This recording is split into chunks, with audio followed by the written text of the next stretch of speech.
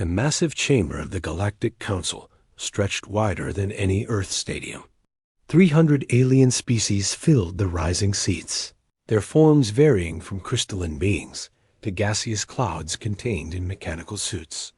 At the center of it all stood a single human representative, Captain James Walker, looking remarkably small against the towering alien architecture.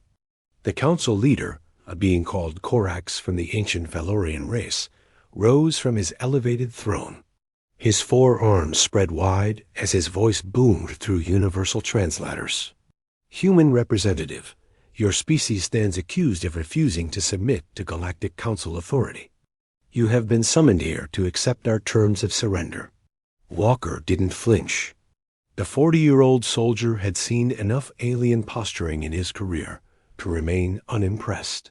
He adjusted his simple military uniform, a stark contrast to the elaborate robes and energy fields worn by the council members. The terms are simple, Corax continued, his tentacled head pulsing with bioluminescent patterns of authority. Earth will surrender all military vessels. Your colonies will accept council governors. Your technology will be shared freely with member species. In return, humanity will be granted provisional membership, pending a 1,000-year evaluation period. Murmurs of approval rippled through the gathered aliens.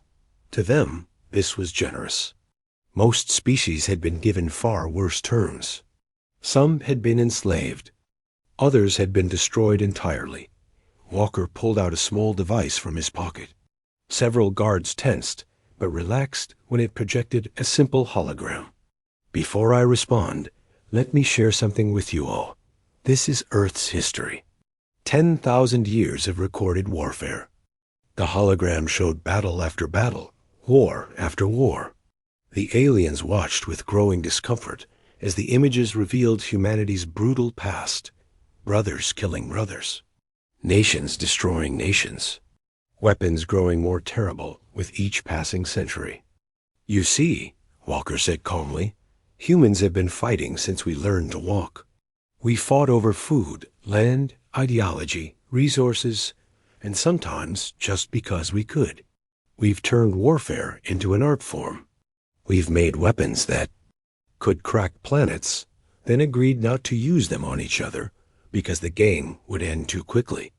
Corax's confidence wavered slightly. You speak of primitive tribal conflicts. The Council commands technologies beyond your comprehension. Walker smiled. It wasn't a pleasant smile.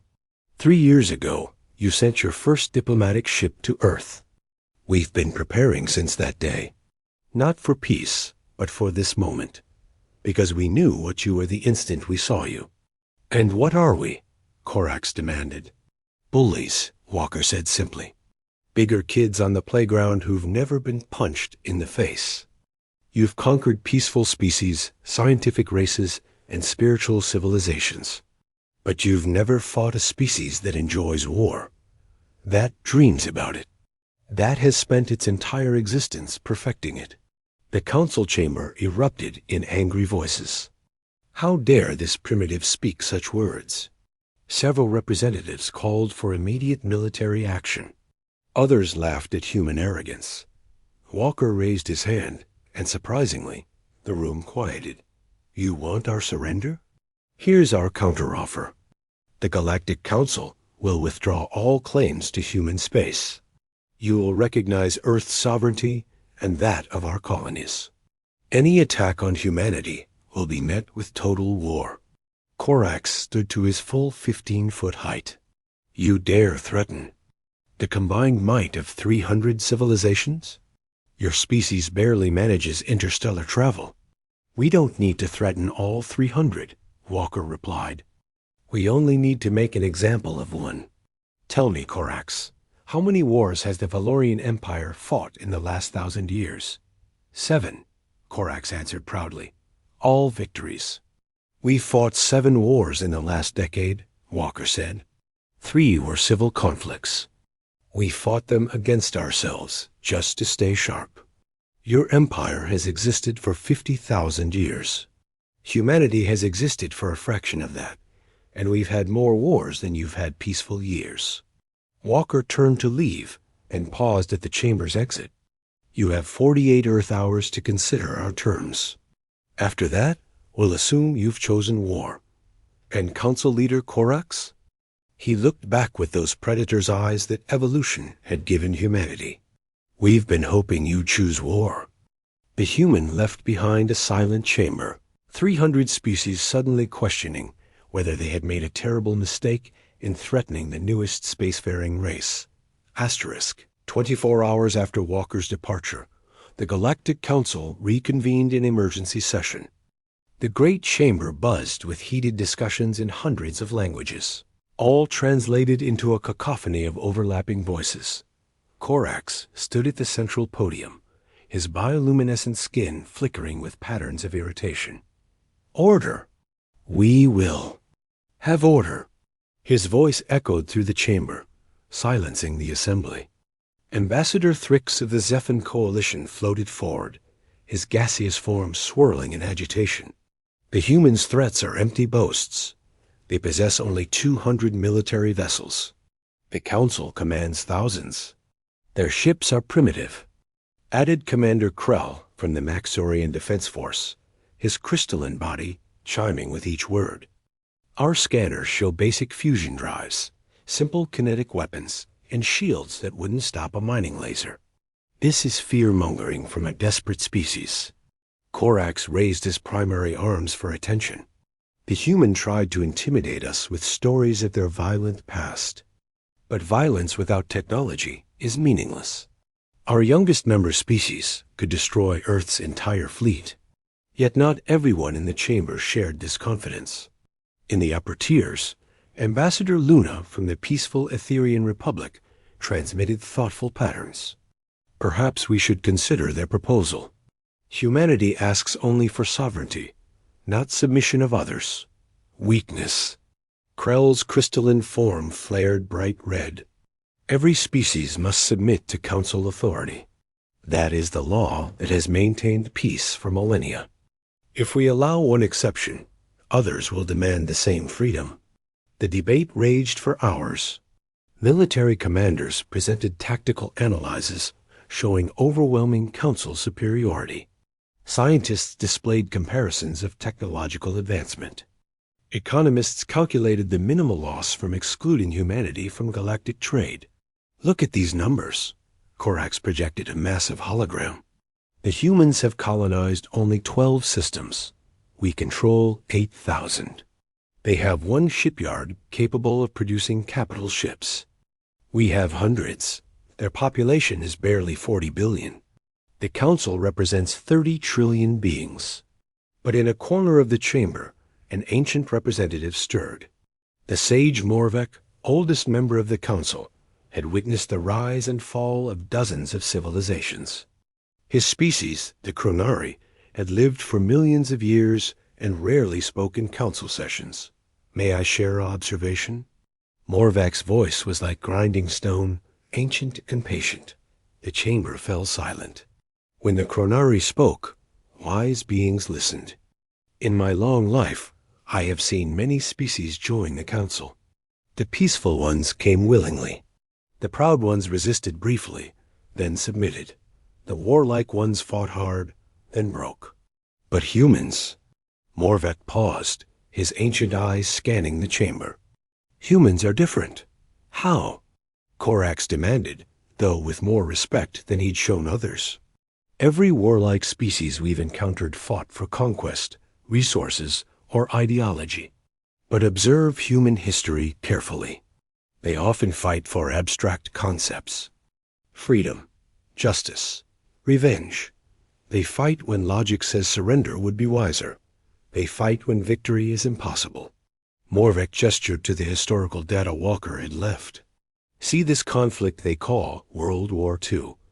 A single human nation fought against half their planet. Even when defeat was certain, they required total destruction to stop fighting. Another group, surrounded and outnumbered 40-1, fought until the last soldier died rather than surrender. Mindless aggression, Krell dismissed. It proves they're primitive. No, Morvek replied. It proves they're unpredictable.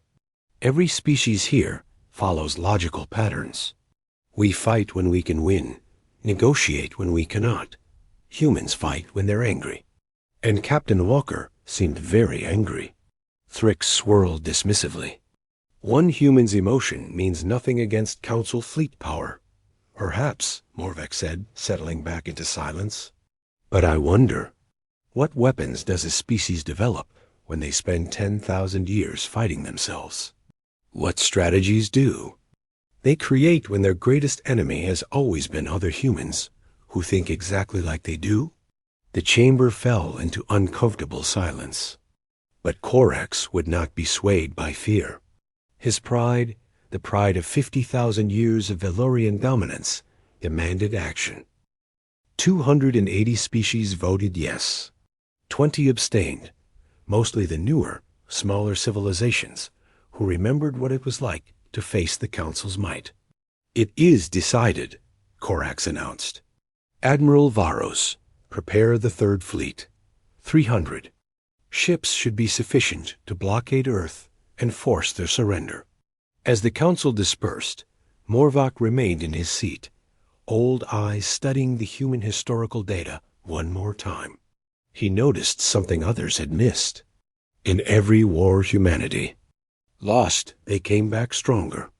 Every defeat taught them new ways to fight, and they had never lost the same way twice. Admiral Varos stood on the bridge of the Council flagship Infinite Authority, watching 300 warships drop out of hyperspace at the edge of humanity's home system. The Third Fleet represented enough firepower to glass entire worlds. Against Earth's pitiful 200 vessels, it would be a massacre. Admiral, his tactical officer reported, were detecting only 50 human ships defending. Earth, the rest of their fleet appears to have fled. Varos laughed, a sound like breaking glass from his crystalline throat. Even better, they've abandoned their homeworld. Send the surrender demand. The response came quickly. Admiral Tom Mitchell of the Earth Defense Force appeared on screen, his weathered face calm.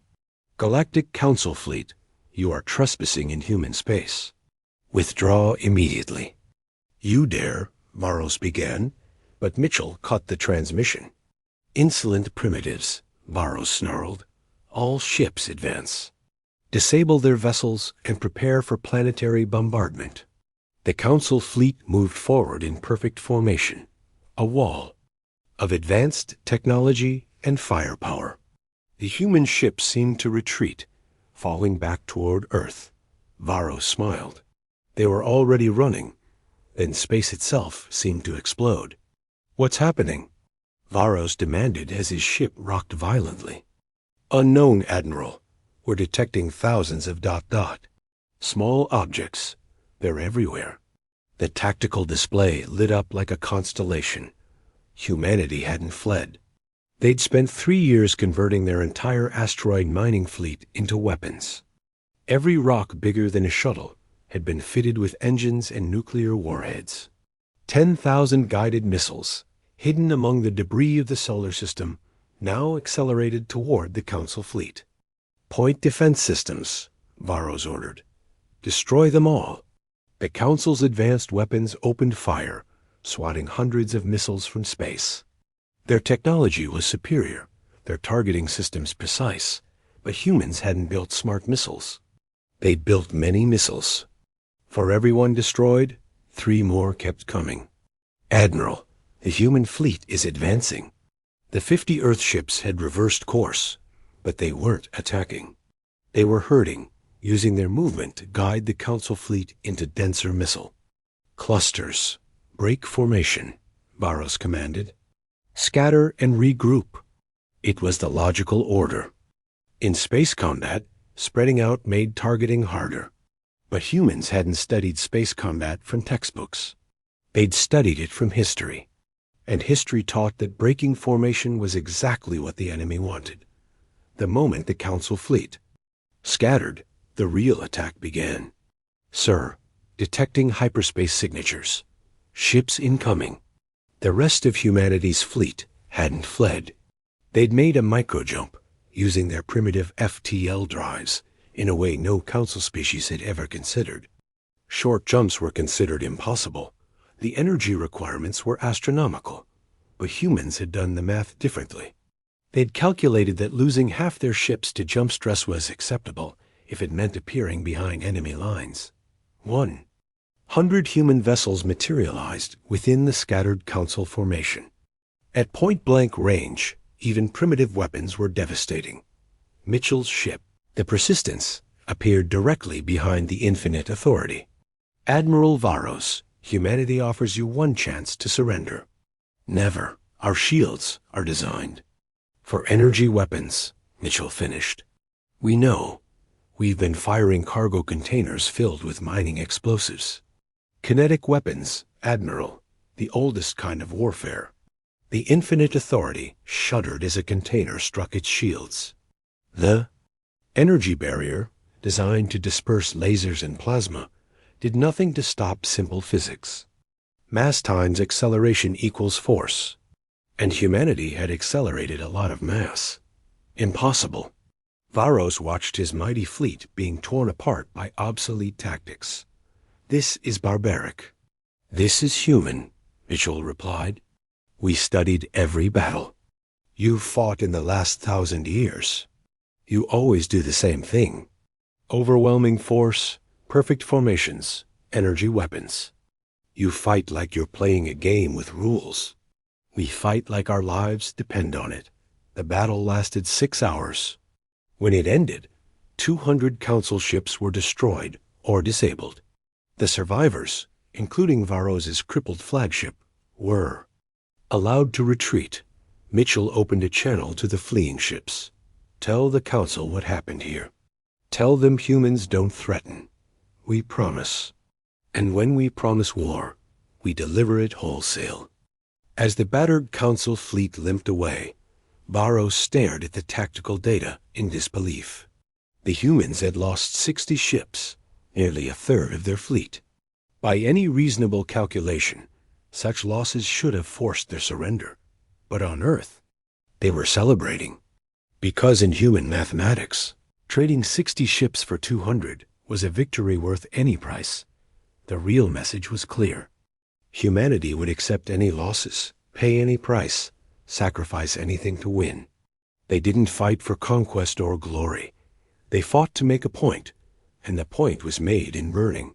Council ships drifting through Earth's solar system. Asterisk the emergency.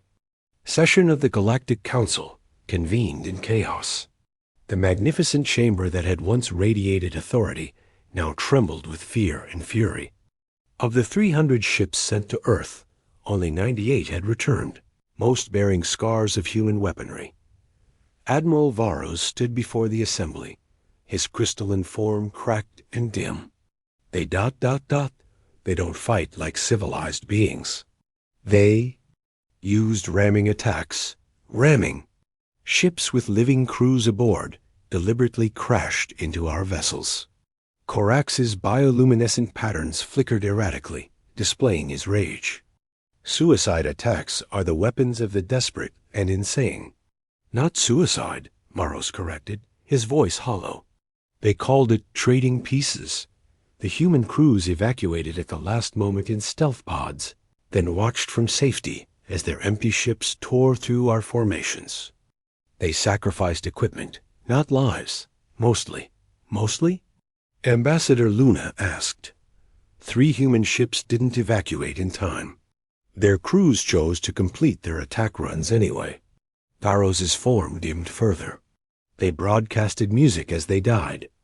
Something called Ride of the Valkyries. They were ... laughing. The chamber fell silent. No council species had shown such disregard for survival in recorded history. Morvok, the ancient Chronari, spoke again. I have researched further into human history. There is something you all must understand. Humans have a concept they call total war. When pushed, they don't just fight militaries. They transform their entire civilization into a weapon. Surely. You exaggerate, Thrix protested. No. In their Second World War, Civilians built weapons in their homes. Children collected metal for ammunition. They created weapons so terrible that they frightened themselves. And then, Morvuk paused. They used them anyway. Before anyone could respond, alarms began blaring throughout the station. A communication request appeared on the main screen from humanity. This time, it wasn't Captain Walker or Admiral Mitchell. It was someone new. A woman in civilian clothes standing in what looked like a factory. "Members of the Galactic Council," she began. "I'm Director Lisa Park, Earth's Minister of War Production. I'm calling to inform you of humanity's response to your unprovoked attack." She gestured, and the camera panned to show an enormous facility. Thousands of humans worked alongside machines, building weapons with frightening efficiency. "This is one of 1,200 factories we've constructed in the last 72 hours. Every human colony, every space station, every mining outpost is now producing weapons. We've suspended all civilian manufacturing. Our entire economy now has one purpose." The council members watched in horror as the display showed factory after factory, shipyard after shipyard, all building instruments of war. "But that's not the worst part," Director Park continued. "The worst part is that our people volunteered for this. No one was forced. 8 billion humans signed up for war production in the first hour. Children are learning to build ammunition. In schools, our elderly are designing new weapons based on wars you've never heard of." She held up a small device. "This is a nanite swarm bomb. We developed it yesterday. It turns enemy ship hulls into more nanites, which seat more ships. We've built 10 million of them. Would you like to know what else we've created?" The display showed weapon after weapon. Virus bombs that corrupted AI systems. Gravity mines that created miniature black holes. Something called a gray goo scenario that no one wanted explained. Every human scientist has been reassigned to weapons research, Park explained. "Do you know what happens when you give a species that split the atom for war unlimited resources and motivation? You get creativity. Horrible, beautiful creativity." Krell stepped forward. "You're bluffing. No species could produce such weapons so quickly." Park smiled. It was worse than Walker's smile. It was the smile of someone who'd found their life's purpose. Commander Krell of the Maxorian Defense Force. Crystal-based life form.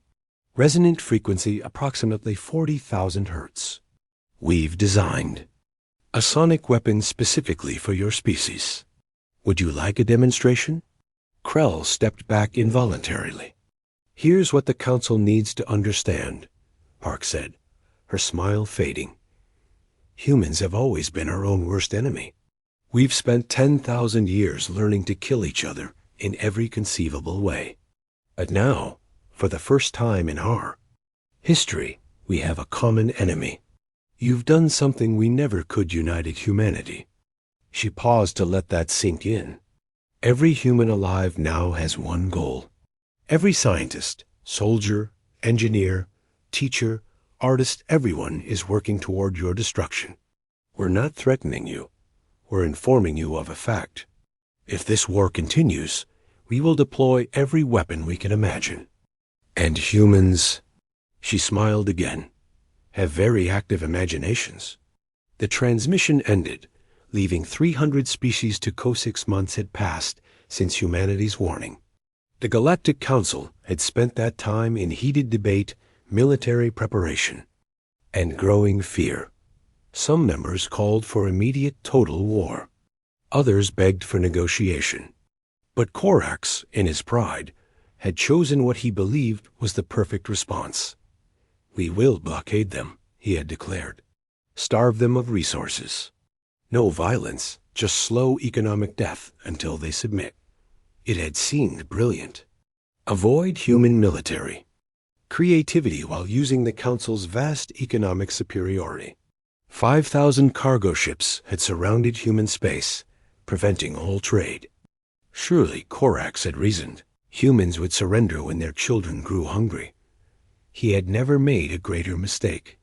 The response came not through military channels, but through a public broadcast that reached every inhabited world and council. Space simultaneously, a feat that should have been technologically impossible for humanity. Captain Walker appeared on screen, but he wasn't alone. Behind him stood hundreds of humans of every age, all smiling. That terrible, predatory smile. "People of the Galactic Council," Walker began, "we want to thank you for the blockade. It's been incredibly motivating. You see, you've made this personal. You've threatened to starve our children. In human history, that's what we call a mistake." The image shifted to show Earth from orbit. Where once there had been blue and green, now there were lights, billions of lights. Every human has been asking the same question, Walker continued. How do we hurt you? Not your militaries, not your governments. You, every single being that supports the Council. And we found the answer. A new figure appeared. A young man in glasses, looking like he hadn't slept in weeks. I'm Dr. Alex Red. I used to study quantum communications. Now, I study how to weaponize them. Would you like to know what we've learned? Without waiting for an answer, every screen in Council space began displaying the same message. Your computer systems are now ours. It's a virus, Reed explained cheerfully, but not a normal one. It's quantum entangled with copies throughout your networks. Delete it here, it reappears there. It learns, adapts, and spreads. Right now, it's doing nothing harmful. But with one command from Earth, every automated system in Council space stops working. Every life support system, every transport, every food processor, everything. The Council chamber erupted in panic. Representatives frantically checked their personal devices, their ship systems, their world's networks. A virus was everywhere. But we're not monsters, Walker said. We don't want to kill 30 trillion beings. We just want you to leave us alone. So here's our offer. The virus stays dormant as long as you never threaten humanity again. Think of it as mutually assured destruction. You know that concept, right? Korax rose from his throne, his patterns flashing with impotent rage. You would hold the entire galaxy hostage? Yes, Walker said simply. That's exactly what we're doing. Because you threatened our children. In human culture, threatening children is the one universal sin. Every human alive would rather die than let that stand. But wait, another human appeared, an older woman with gray hair. I'm Professor Mary Stone, anthropologist. I've been studying your cultures. Do you know what I've learned? You've never faced an existential threat. In 50,000 years, the Valorians have never faced extinction. The Maxorians, the Zephans, none of you have been truly threatened. But humans? We've nearly destroyed ourselves dozens of times. Nuclear war, climate change, pandemics, asteroid impacts. We've looked extinction in the eye and survived. We're comfortable with the idea that everything could end tomorrow. She leaned toward the camera. Are you? The blockade collapsed within hours. Ships fled human space as if it were infected, which, in a way, it was. Infected with the most dangerous virus in the galaxy human determination. 3 days later, Korax stood before the assembled council and spoke words that had never been uttered in the chamber's history. The Galactic Council formally recognizes the complete sovereignty of human space. We agree to all terms proposed by Earth. The war is over. In the upper tiers, old Morvak nodded slowly. He had seen the truth from the beginning. The Council had confused technology with power. But humans understood that true power came from will. The will to sacrifice everything. The will to become monsters if necessary. The will to drag their enemies into hell with them, if that's what it took. As the Council dispersed, broken and humbled, A final message arrived from Earth. It was Director Park, standing in one of those weapon factories. But now the workers were building something different. Ships, colony vessels, trade posts. To the beings of the galaxy, she said, humanity extends an offer of friendship and trade. We never wanted war. We just wanted freedom. Approach us as equals, and you'll find no better friends. Threaten us. She shrugged. Well, you've seen what happens then. The factory behind her displayed a banner that would become famous throughout. The galaxy. Words that summarized humanity perfectly. We prefer peace. We're capable of war. We excel at both. Nemplate what they had awakened.